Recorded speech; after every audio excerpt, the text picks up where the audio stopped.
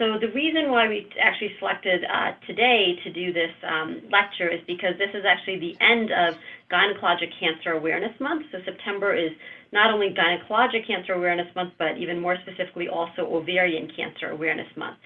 So I'm hoping to talk to you a bit about below the belt, preventing and detecting gynecologic cancers. So just as a disclosure, I have been on the Merck Speakers Bureau in the past speaking about HPV vaccination. So my learning objectives for you for tonight are to identify the signs and symptoms of gynecologic cancers that should prompt further evaluation, and to identify modifiable risk factors for gynecologic cancers. Also to identify interventions that can reduce the risk of gynecologic cancer.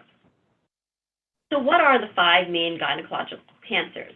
So there's ovarian cancer, cervical cancer, uterine or endometrial cancer, as well as vaginal and vulvar cancer, which are a bit more rare than the other 3 types. So today we're going to really focus on uterine cancer or endometrial cancer, ovarian cancer, and cervical cancer. As I mentioned, vaginal and vulvar cancer are the more rare types of GYN cancers. So why do we care? So if you look at the leading cause of death among women in the United States, cancer is the #2 cause, and it's projected that in the next 5 to 10 years that cancer will actually overtake heart disease as a leading cause of death among women. Specifically for uterine cancer, when we focus on uterine cancer, this is the uterus here, also known as the womb. It's the area where when somebody's pregnant that the baby grows. And so we're going to focus on this cancer first. So again, why do we care? So in the United States, in 2019, there were an estimated over 60,000 new cases of uterine cancer diagnosed. And that makes it the 4th most common cancer diagnosed in women in the United States. In terms of deaths, it was responsible for over 12,000 deaths in the United States. And it's the 6th most deadly cancer diagnosed among women. So the lifetime risk in the United States is about 3%, and the average age at diagnosis is 62 years. Most women, 3/4 of women, are postmenopausal at diagnosis, but about 1/4 of women are actually premenopausal. And 5 to 10% of women in the U.S. diagnosed with uterine cancer are actually less than 40 years old. And we're seeing it actually coming up more and more in the younger population. We'll talk a little bit about why. So what are the risk factors for uterine cancer? So there's something called Lynch syndrome, or previously it was called hereditary non-polyposis colorectal cancer. So that's when you inherit a genetic mutation from your mother or your father that increases your risk for certain cancers, including uterine cancer. Lynch syndrome is known for increased risk of colon cancer, uterine cancer, as well as ovarian cancer, among others. And if you look, the relative risk is about 6 to 10. But now, so that's not something you can really modify, right? You're born with the genes that you're born with. But if you look, if somebody is 50 pounds or more over their ideal body weight, they also have a relative risk equivalent to as if they had been born with a gene that increased their risk for uterine cancer. And we'll talk, again, more in detail about why that is. Why obesity is such a strong risk factor for uterine cancer. Chronic unopposed estrogen, which we no longer use, but in the past, people were using that for hormone replacement therapy, but we now know that if somebody has a uterus in place, that they cannot just receive estrogen, they need to receive both estrogen and progesterone, specifically to eliminate their risk of uterine cancer. Tamoxifen, which is often used in women who've had breast cancer, also we know increases one's risk of uterine cancer. Even being 30 pounds over your ideal body weight also increases your risk of uterine cancer by 3-fold. And then there are some other risk factors, diabetes, irrespective of BMI. So even if somebody's normal weight but are diabetic, they have an increased risk of uterine cancer.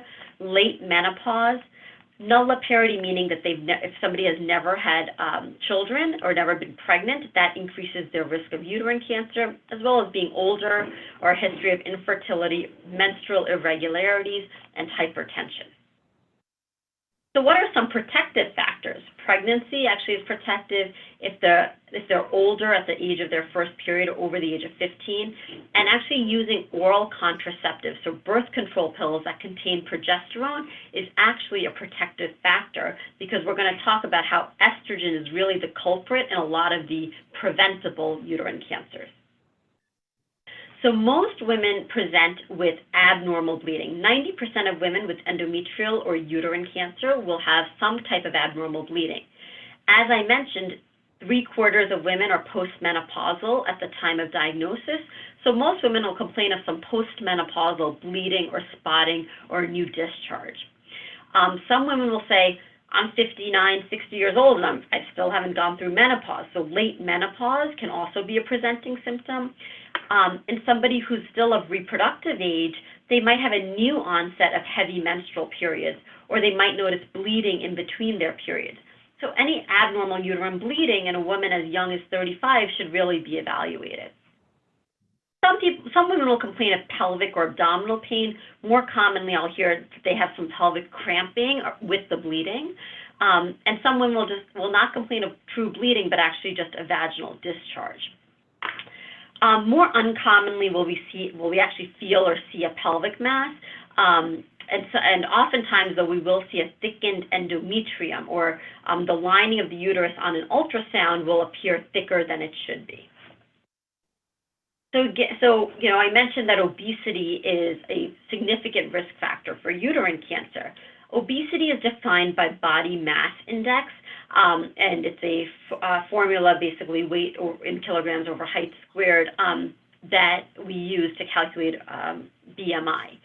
We know that 65 to 70% of the U.S. population is now overweight or obese, and almost 40% of the population is obese. And we know that being overweight or obese actually accounts for 20% of cancer deaths among U.S. women. So why is it so important in endometrial cancer? 40% of all endometrial cancers can be attributed to obesity. And the reason for that is because of the extra estrogen that is found in women who are obese. And the reason for that is because testosterone, which I have the little chemical symbols down here, but testosterone, which men and women have, gets converted to estradiol, or a type of estrogen, in the fatty tissue through an enzyme called aromatase. Now, it's why when you see really overweight men, for example, it looks like they have breast development, and it's, man boobs is kind of the lay term that you might hear. That's not just fatty tissue. That's actually, in men, their testosterone getting converted to estrogen and stimulating their breasts to grow. So it's why being obese in women actually increases your risk of breast cancer, but also increases your risk of uterine cancer, because there are two hormones that act on the uterus, estrogen and progesterone. And when you're obese, you have a lot more estrogen, which leads to an overgrowth of the lining of the uterus, which can lead to something called endometrial hyperplasia, which is a precancerous lesion, which if you continue to stimulate that lining with more estrogen, then it can progress to cancer. And the other reason why this obesity is just so important in uterine cancer is because it impacts all of our treatment decisions. Many women who are obese also have other medical problems that come along with it, so diabetes, high blood pressure, sleep apnea, and so it leads to a more difficult surgery and potentially increased complications. This is actually a patient draped for robotic surgery, which is often how we do these surgeries. And so you can't see them here, but it actually makes it quite difficult sometimes to position the patients and do the surgery, because not only is there fat kind of on the outside, what we can see and feel, but there's actually increased fat on the inside, something called visceral fat, and that actually also makes the surgery more technically challenging. If somebody needs radiation or chemotherapy after their surgery, it actually presents challenges in terms of dosing the radiation and how much chemotherapy they should really be getting. So Lynch syndrome, as I mentioned, was also a significant risk factor, and it really refers to patients and families who have a genetic defect in very specific genes that help repair DNA. So just like we have genes that we inherit from our mother and our father that tell us what hair color we're going to have or what eye color we're going to have, there are other genes that we inherit that potentially increase our risk of certain cancers. And with Lynch syndrome, as I mentioned, there's an increased risk of colorectal cancer as well as endometrial cancer, and less commonly some other cancers, so ovarian, stomach cancer, small intestine cancer, cancer of the urinary tract, so the kidneys or the ureters, which are tubes that go from the kidneys to the bladder. You could also have an increase in pancreatic cancer and some skin cancers. So how can we prevent endometrial cancer? So number one, maintain a healthy weight via a healthy lifestyle with exercise and a healthy diet. Know your family history as well. If you have a family history of several folks who have colon cancer or uterine cancer who were diagnosed at a younger age, talk to your doctor about whether genetic counseling might be appropriate, because then it might change your screening for certain cancers, including uterine cancer. There is emerging data suggesting that there's actually an increased risk for specific types of uterine cancer in patients with a BRCA1 mutation.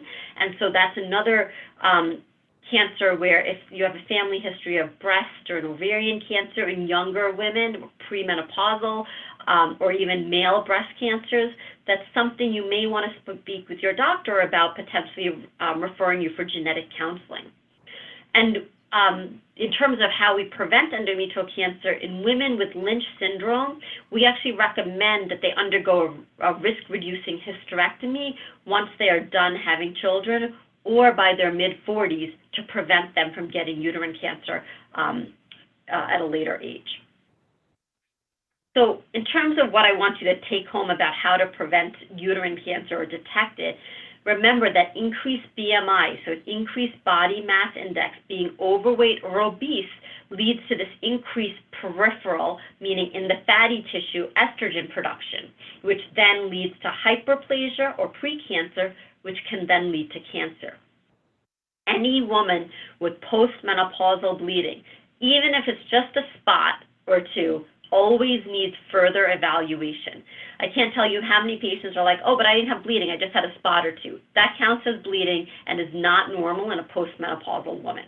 And really, you'd have to have tissue biopsy, meaning a biopsy or something called a DNC, or dilation and curettage, to really confirm what's going on in the lining of the uterus.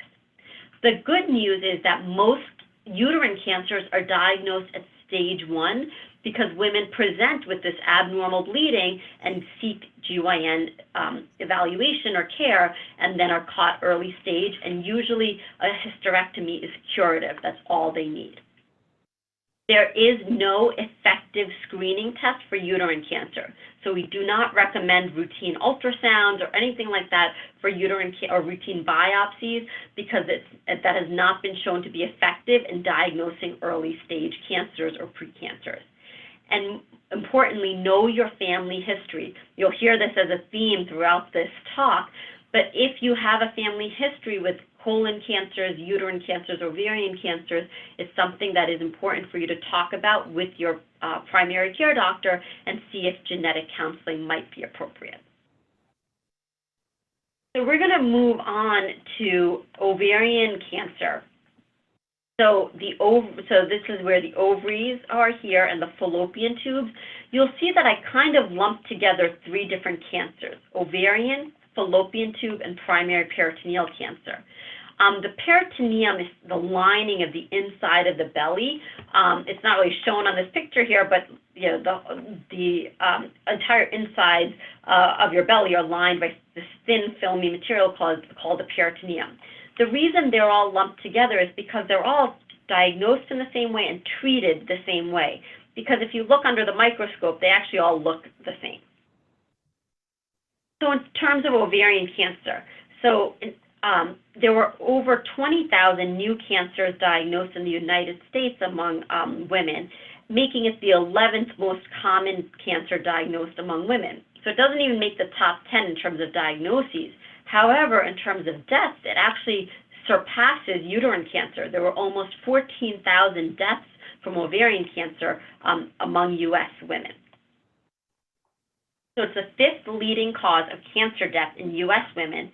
And the reason for that is, unlike uterine cancer, where I said that most are diagnosed early stage because there's a symptom, they bleed, most ovarian cancer patients are diagnosed at an advanced stage, unfortunately, because there are no symptoms at early stages.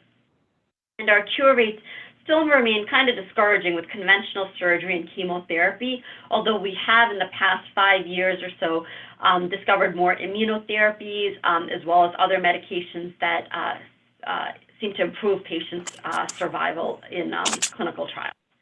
Okay, here you go. Just like with uterine cancer, there is no effective screening test for ovarian cancer. Again, there's ultrasounds, MRIs have not been shown to diagnose ovarian cancers at an early stage or any precancers.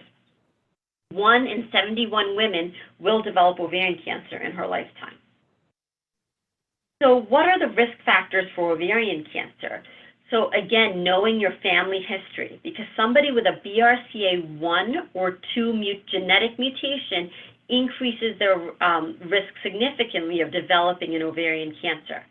Even if they are BRCA1 or 2 negative, if they have a female relative, particularly a first-degree relative, so a parent or a sibling with an ovarian cancer, their risk increases 3 to 4-fold.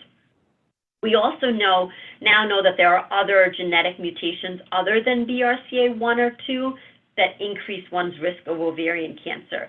Some of them that some of you may have heard of are like RAD51C, RAD51D. There's a mutation called BRIP1. The Lynch syndrome mutations also increase one's risk of ovarian cancer. The older you are, the more likely you are to get ovarian cancer. If you have had a history of infertility or have never been pregnant, that also increases your risk. If you have a history of endometriosis, there is an increased risk of ovarian cancer. And this is interesting, like higher socioeconomic status, irrespective of whether or not you've had children or if you had children at a later age, also increases one's risk of ovarian cancer.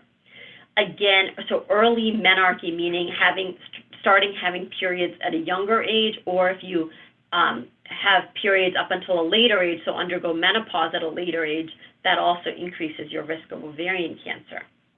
There are some things that are protective, so if you see the relative risk here is all less than 1, that means that these are protective. If you've had a prior hysterectomy or had your tubes tied or removed, that decreases your risk, as well as if you've used birth control pills in the past, that also decreases your risk of ovarian cancer. So in terms of symptoms, as I mentioned, ovarian cancer is generally asymptomatic, meaning women have no symptoms in early stages. In advanced stages, the symptoms are often really vague and nonspecific. They might have some pain or discomfort in the belly, some urinary changes. They might notice that their belly is getting a little bigger or distended. But I have to say that a lot of postmenopausal or perimenopausal women will talk with their friends when they have these symptoms, and they'll be told, oh, that happened to me when I was going through the change as well. So they kind of dismiss it as just a normal part of getting older or a normal part of life. Sometimes we'll see patients have a change in their appetite, meaning that they get full a lot faster or quicker than they used to, or they have a decreased appetite. And some women will complain of bowel changes like nausea, vomiting, diarrhea, or constipation. Some of the signs that we see when we examine a patient are we can feel a pelvic mass, or we might see something called a fluid wave, which is where when the belly's filled with fluid, we can actually see and feel a wave of fluid inside the belly. But this is really important over here on the right side of this slide.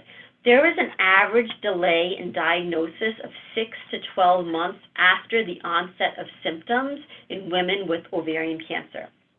It is a very common story that I hear that, oh, I had some like GI symptoms, I went to see my primary care, they tried a few different things, or I went to see a GI doc, they thought it was like irritable bowel syndrome, or again, just changes because I was kind of perimenopausal. And so women will kind of, get either not seek care or seek care, but not get a complete evaluation until 6 months, 12 months after they've had this onset of symptoms, and 75% of women, therefore, are diagnosed with stage 3 or 4 disease. So we know that receipt of treatment from a gynecologic oncologist is actually an evidence-based way to reduce mortality, meaning that if somebody has a diagnosis of ovarian cancer, they should see a gynecologic oncologist. They should not have their surgery done with a gynecologist or a surgical oncologist if they want to have the best possible survival. So in terms of this hereditary susceptibility, meaning if you inherit a gene that increases your risk of ovarian cancer, remember, most ovarian cancers are not hereditary, meaning we never really find out why Mrs. Jones down the street got ovarian cancer and her next door neighbor did not. We just don't know why people develop ovarian cancer. But there's this small piece of the pie, 5 to 10%, that we know is hereditary. And of this small piece of the pie, the vast majority of women with ovarian cancer have a BRCA1 or BRCA1 mutation. The next largest slice of that pie is BRCA2. Then there's this Lynch syndrome mutations, and then there are these other single gene mutations that I briefly mentioned before. And BRCA is best known for, a lot of people know about because Angelina Jolie was very public about her mutation. It increases one's risk of breast and ovarian cancers, but also other cancers, including cancers in men, such as prostate cancer, laryngeal or throat cancer, and pancreatic cancer. So I'll see some women who with ovarian cancer, and I'll recommend that they get genetic testing, and they'll say, oh, but I don't have any sons. I don't have any daughters. I only have sons. But that's actually really important because they also could have a BRCA mutation and could be at increased risk for other cancers. In addition, if they end up having children and have a daughter, it would be important information for them to know. So what this graph shows here is basically age is here down here on this x-axis or this horizontal line, and the cumulative incidence of ovarian cancer is here on the vertical line of the y-axis. So if you look, and the red line is the incidence of ovarian cancer among BRCA1 carriers, and the blue line is the incidence of ovarian cancer among BRCA2 carriers. So if you see, in terms of BRCA1 carriers, the incidence of ovarian cancer starts to climb right around the age of 40. If you see this little incline here, and then it starts to shoot up here. So we recommend risk-reducing surgery prior to the age of 40 and really prior to the age of 35 in patients with a BRCA1 mutation. In BRCA2 carriers, you can see that that line still stays pretty flat and close to 0 up until the age of about 55. So in BRCA2 carriers, we're a little bit more relaxed, and they can get their risk-reducing surgery a little bit later in life, only because we know their risk for ovarian cancer goes up a little bit later. So what do I want you to remember about ovarian cancer? The symptoms of ovarian cancer are often nonspecific, and there is no efficient way to screen the population. So what I say is if somebody is having GI or bowel issues or bladder issues that are lasting for more than a week or two over several months, well, then that's somebody who should really be evaluated, and ovarian cancer should be in the back of the doctor's mind or their mind as something to be ruled out.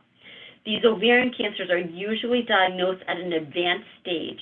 And it's really important, again, to know your family history. As I mentioned, this is going to be a theme throughout this talk because the vast majority of ovarian cancers are sporadic. We can't really prevent them, but we can prevent 5 to 10% of ovarian cancers if patients know that they have an increased risk and get risk-reducing surgery ahead of time.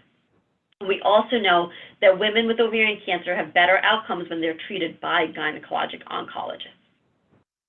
So ovarian cancer, it whispers, so listen, meaning that the signs and symptoms are very subtle. So it's really important to listen to your body and to seek medical care if there's something that's concerning. The vast majority of women with bowel changes and bladder changes are not going to have ovarian cancer. just because it's not that common. But again, it's just something we have to keep in the back of our mind as a possibility. Okay. And so finally, I'm going to move on to cervical cancer. So in the U.S., the cervical cancer, fortunately, doesn't even make the top 10 lists so I don't have that nice little table that I had for uterine and ovarian cancer. But there were an estimated 13,000 new cases of cervical cancer in the U.S. and over 4,000 deaths. And this is the one cancer that really is very preventable. It truly breaks my heart every time I diagnose somebody with cervical cancer, because 99% of these are preventable, and we'll talk about why and how. Closer to home, there were an estimated 410 new cases in New Jersey in 2019.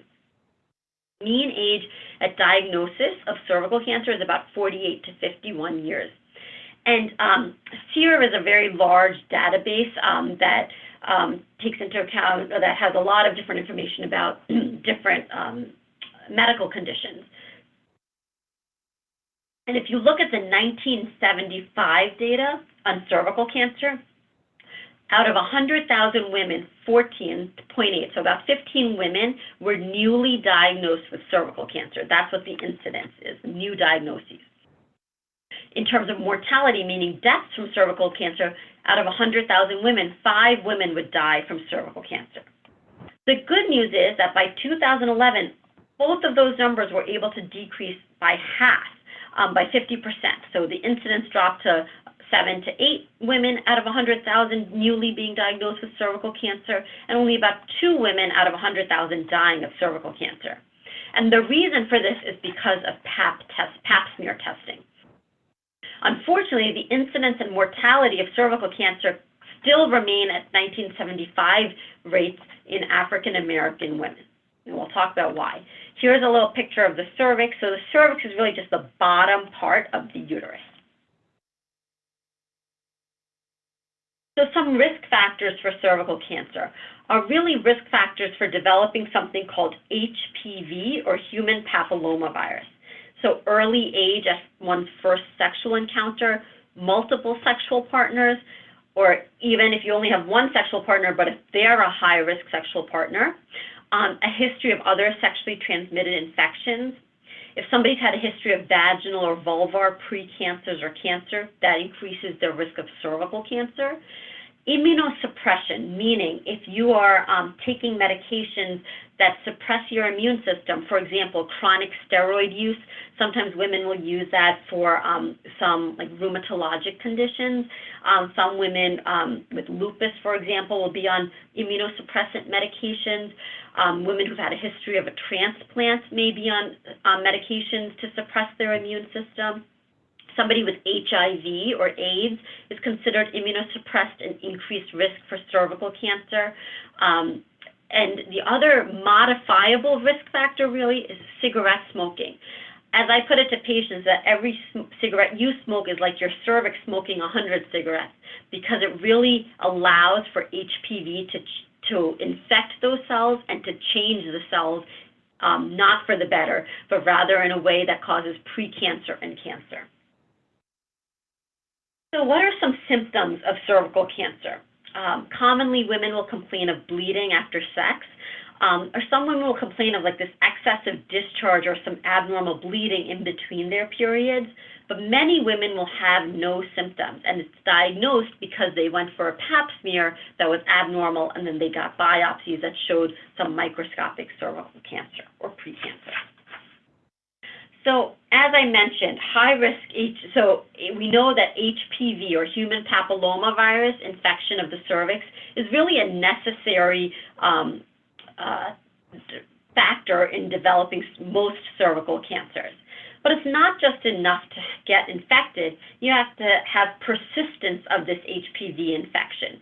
And so 80% of American adults are test positive for HPV infection. But 80% of American women are not coming to my office because they have cervical cancer, because just getting infected is not enough. It has to stick around and cause changes in the cervix. And then not only does it have to stick around, but it has to cause these changes that are unidentified and lead to precancer.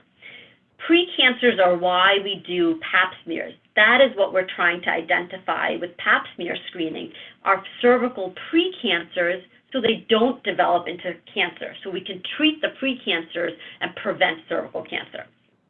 But if somebody develops precancer, never goes for a pap smear, never goes for a GYN visit, has no complaints, well then it can lead to cervical cancer. And it takes on average about 15 years to go from getting an infection with HPV to actually developing cervical cancer. And that's why, if you remember a few slides ago, I said the average age at diagnosis is in somebody's late 40s, early 50s, because it takes time for the HPV to make the changes, have the changes stick around, and become cancer. And trust me, I know, no woman is ever ever said that I'm their favorite, doctor to come see in terms of when I have to examine them. They like coming to see me because they like me, but not because I have to examine them. But it is a necessary evil in terms of preventing cervical cancer, getting your pap smears and GYN exams. And so really the pap smear has become a model for cancer screening because those numbers dropped of cervical cancer by 50% within the span of 30 years because of pap smear screening. So how can we prevent cervical cancer? Well, get your age-appropriate pap smear or HPV testing, and your doctor will know what is appropriate because those really depend on how old you are and what your previous pap smear history is. The HPV vaccine is approved from the ages of 9 through 20, is recommended from the ages of 9 through 26, and approved up to the age of 45 in the United States. The HPV vaccine is not infectious, meaning you do not get an HPV infection by getting the vaccine, and it is not oncogenic, meaning it does not cause cancer, because it's not actually the true HPV within the vaccine. It's actually something called a virus-like particle that triggers an immune response that is similar to what an infection would trigger. But it actually produces higher levels of antibody than if you got naturally infected by HPV, which is why we recommend it in boys and girls prior to them becoming sexually active and prior to them potentially getting an HPV infection, so that they have this antibody protection if and when they do eventually become sexually active. So these are the HPV vaccines currently licensed in the United States. I'm putting a big X through these two because these are the older vaccines that are no longer really produced or marketed. So the one that's available now is called Gardasil 9. It's called 9 because it covers for 9 HPV types. The types are listed here. There are different subtypes of HPV. Some are responsible for cervical cancers and precancers. Some are responsible for causing genital warts. Not all HPV causes cancer or precancer, but the 9-valent vaccine contains or produces immunity to the ones that are most commonly causing cervical cancer as well as genital warts. There's really very few contraindications or reasons why you shouldn't get the HPV vaccine if you're eligible for it. One of those is a hypersensitivity to yeast. And the dosing schedule is that we recommend routine vaccination anywhere really from ages 9 to 12, with a catch-up vaccination if you starting at 12 to 15. If you get the vaccine, say at age 11, the next dose would be due in 6 to 12 months.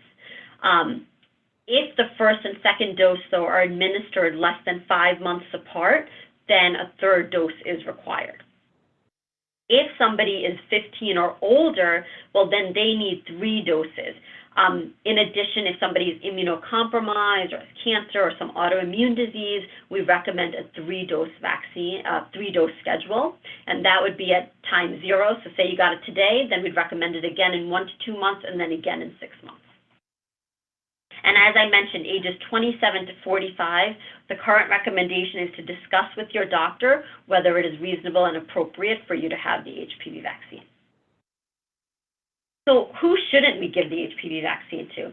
Anybody with an allergic reaction to a previous dose of the vaccine, of the HPV vaccine specifically, or an allergic reaction to yeast or to these to any of these two additives that are in the HPV vaccine.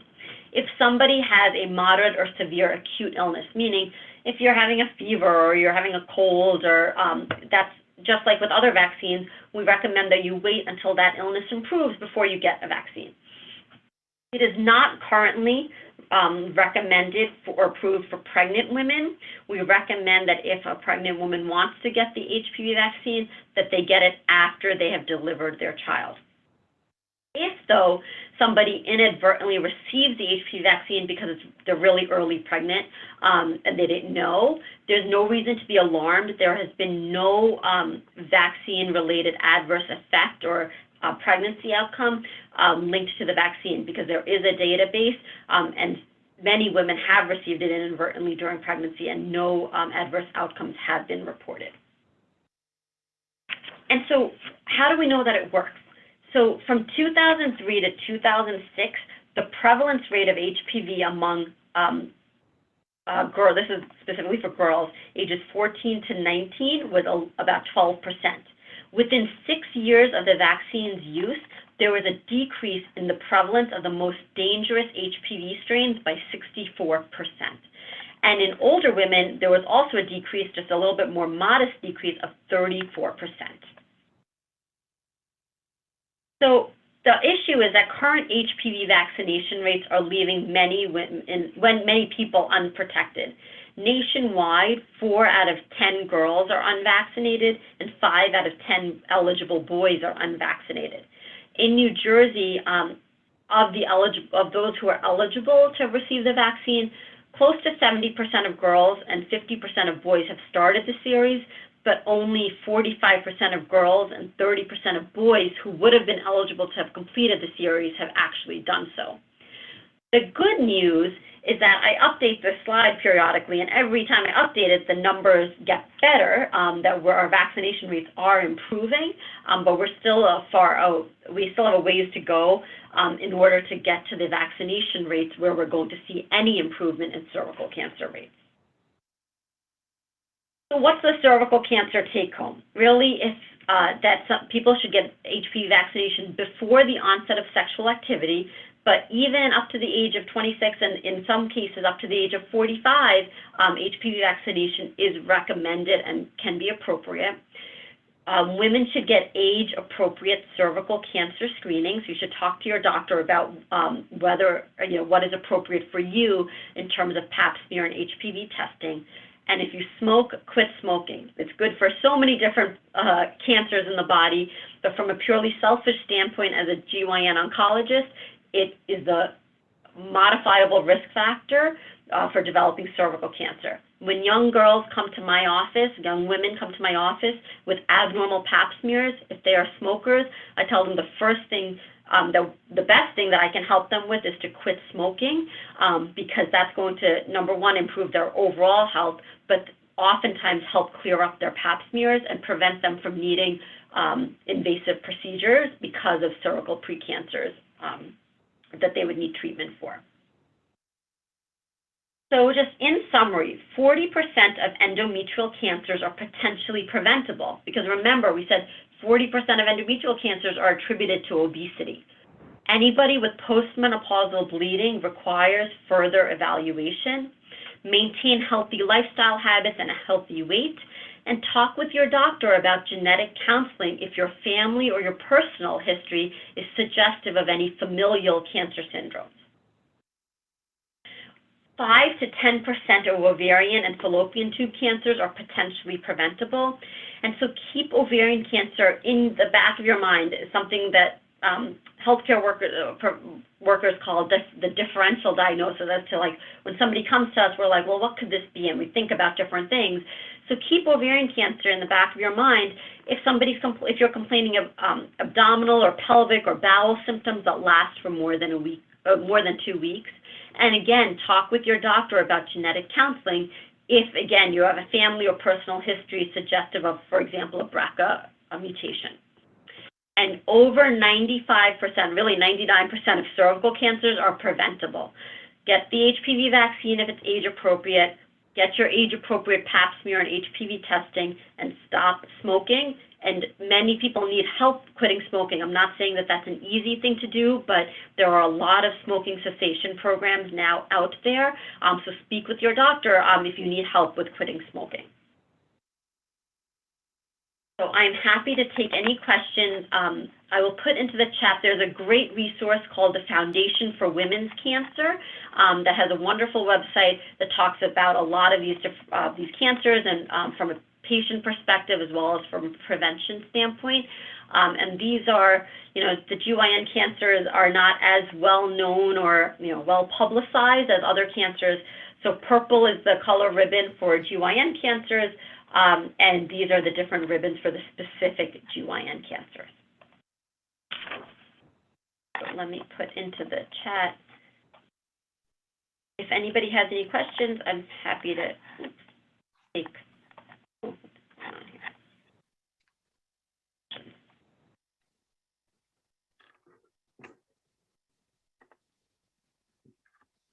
Thank you. If anybody has any questions, please feel free to ask. And also you can type them in the chat box. And just a reminder, after the lecture is over, if you could complete the survey, which is also in the chat box. Could I ask a question? I don't know how to do the chat. Absolutely. I was just curious. Obviously, somebody's not going to have a baby just to prevent cancer. I was wondering, why is it, I've never had children, and I did have endometrial cancer when I turned my mid-70s. And I've been 2 years clear, so I'm doing well. But I was just curious, what is it about having a baby that sort of protects you from not getting it? It has to do with the hormones, that it decreases your like estrogen imbalance, basically, or over estrogen in the uterus during pregnancy. That's kind of a simplified version of it. Thank you. Simplified is good. Yeah. Mm-hmm.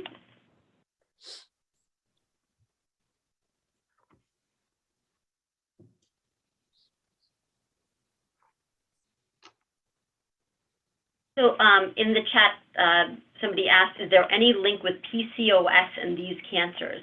There's no definitive link, but we do know that many women with PCOS or polycystic ovarian syndrome have high testosterone levels. So it's actually one of the diagnostic criteria that we use for PCOS. So in those women with higher testosterone levels, they can potentially have higher estrogen levels. We also know that many women with PCOS are overweight or obese as well due to other inflammatory issues, and so that also increases their risk of uterine cancer. So it's not just it's not distinctly anything related to the ovaries or the polycystic ovaries. It's we know that polycystic ovarian syndrome is really a disorder of inflammation and hormonal imbalance, and that's really what increases the risk of uterine cancer. There's another question in the chat box. If one has been taken tamoxifen for breast cancer, would you be at risk for uterine cancer the rest of your life, or just while taking the drug? That's a great question. And I don't know that we have this definitive data on that. What we tell women is if they're on tamoxifen and have any abnormal bleeding or discharge, that they need to see a gynecologist and have that evaluated. But the thing about tamoxifen is that it increases your risk of even just benign issues with the uterus. So like endometrial polyps, which don't have cancer in them, but tamoxifen increases one's risk of that. And that risk lessens the further away from tamoxifen use if you stop using tamoxifen and you're like 5 years, 10 years out, your risk of polyps decreases. Whether or not your risk of cancer specifically decreases, I don't know the answer to that because I don't know that that's truly been studied. But the way that tamoxifen increases your risk is it actually kind of stimulates or acts as an estrogen basically on the uterus. So one would presume that once that extra estrogen stimulation is taken away, that your risk should decrease. But the most important thing is we do not do any screening for uterine cancer, even in women with tamoxifen, but we counsel them specifically that if they have any abnormal bleeding or discharge, they need to be seen and evaluated.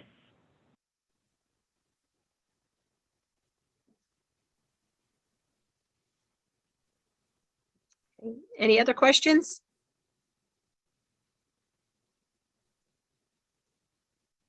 If no other questions, I would encourage everyone to please fill out the surveys.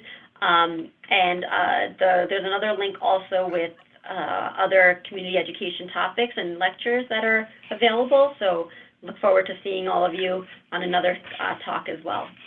Have a wonderful evening.